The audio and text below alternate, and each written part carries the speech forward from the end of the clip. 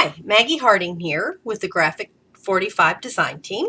Today I'm going to make a layout and I'm going to use the Deluxe Collector's Edition Baby to Bride. This is such pretty paper. I love it so much. So I'm starting with this sheet right here, which is from this moment. And I'm going to show you a fun little technique.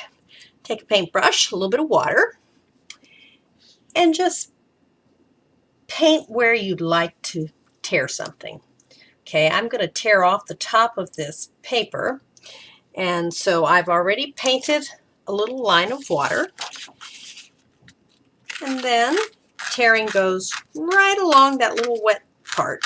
It's just so easy. You can do this like if you want a distressed look. So there you go. Doesn't that look cool? Okay, I have a piece of cork here, and I'm going to use that underneath just because I think that looks kind of neat. Okay, the next thing I want to do is cut a circle, and I've already done that. This is a 6.5 inch circle that I've cut, and I want to border punch around it. I'm using a Martha Stewart scallop 3-dot punch. If you don't have, this is a corner punch. If you don't have one of these, you could use a doily, you could leave it plain, whatever you like. Okay, this is how I make a doily out of a plain circle. I turn my punch over, I fit this in here, and I just line up my punch with the edge here, and just punch and go all the way around the circle. You want to watch over here in the corner that you're not overlapping. So it might take a little bit of practice, but not much. I do this all the time. It's one of my favorite things to do. You could use any of the Martha Stewart corner punches. Most of them will work for this technique. When you get to the very last punch, it might not come out perfectly, but that's all right. Now I've cut this from the cut apart pages.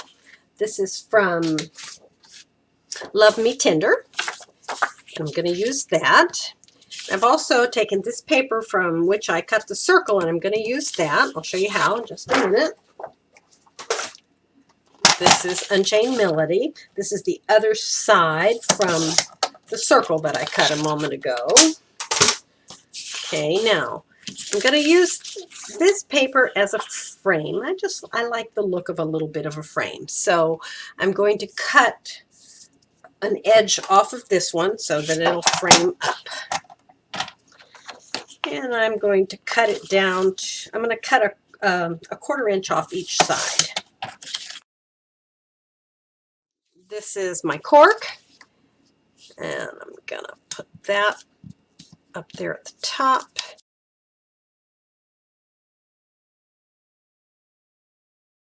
The next thing I want to do is ink and do some distressing.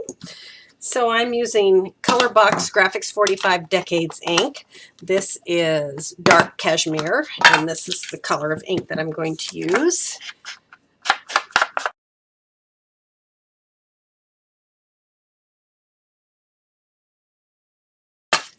Okay. Now,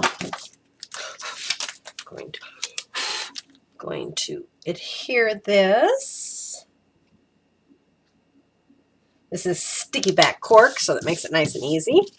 And then this will go here. Okay, so now what I want to do is I'm going to cut out here, because I'm miserly and I hoard every scrap of my Graphic 45 paper. So I'm going to cut the center out of this. I'm going to leave enough around the edge so that I have something to glue to, like 1 inch or so.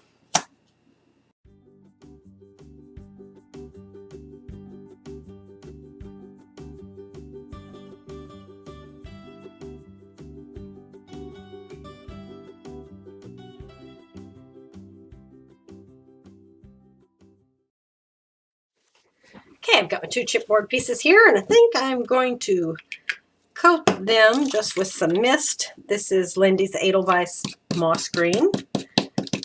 I'm using a dabber top, which I use a lot.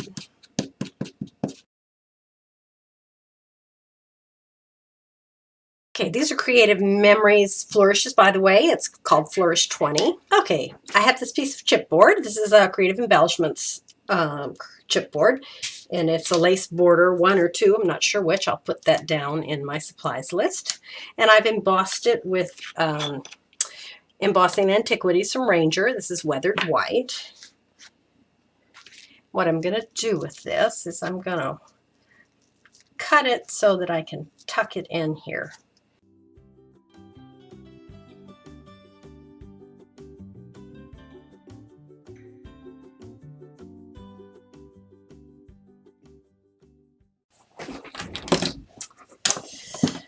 Okay, now let's see, what do we have here? I've made a title, Sweet Girl, and I've embossed this with the same embossing powder that I used up here. This is also from Creative Embellishments. I've cut a piece of cork to use behind this cut apart. And I've cut some cardboard because I want to kind of give everything some dimension. So I'm going to glue the cardboard on.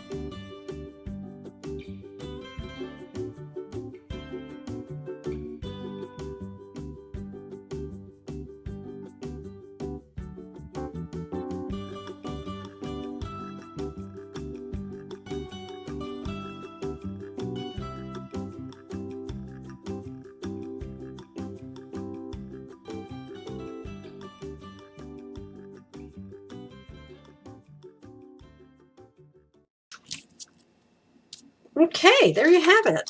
So really, it's not a very difficult layout, just a few layers, and comes together pretty quick. Thanks for watching. I appreciate it.